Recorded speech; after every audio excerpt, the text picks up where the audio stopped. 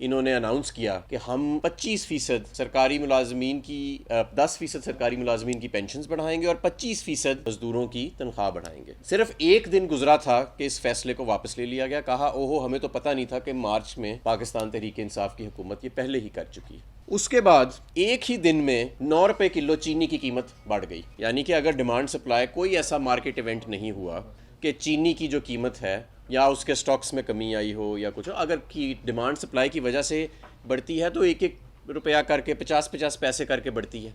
यकदम एक ही दिन में चीनी की कीमत जो है वो 9 रुपए किलो जो है वो बढ़ गई। घी की कीमत में 10 रुपए किलो इजाफा दूसरे दिन। और सेहत इंसाफ कार्ड को ख़त्म करने की तैयारियां शुरू। यानी कि हमने एक ऐसा प्रोग्राम दिया कि आप सब लोग जो यहाँ बैठे हैं, जो सब लोग यहाँ सुन रहे हैं, हर घराना 10 लाख रुपए तक का मुफ्त इलाज का मुस्तहिक होगा। मुसीबत किसी भी वक्त आ सकती है इंसान पे। और एक यूनिवर्सल हेल्थ इंश्योरेंस का प्रोग्राम दिया जिसकी पूरी दुनिया में तारीफ की गई। तो दूसरे दिन ही उसको ख़त्म करने की तैयारियां शुरू हो गई हैं। खुद इनको छींक भी आती है तो बाहर इलाज करने चले जाते हैं, लेकिन ये नहीं चाहते कि एक आम आदमी जो है उसको एक अच्छी से। और ये जो हेल्थ कार्ड था ये प्राइवेट अस्पतालों में भी इस्तेमाल होना है और खैबर पख्तूनख्वा में कई सालों से कामयाबी से चल रहा है। 3200 सिक्योरिटी पर्सनल अपने मुख्तलिफ रिहाइश गाहों पर डिप्लॉय कर दिए गए।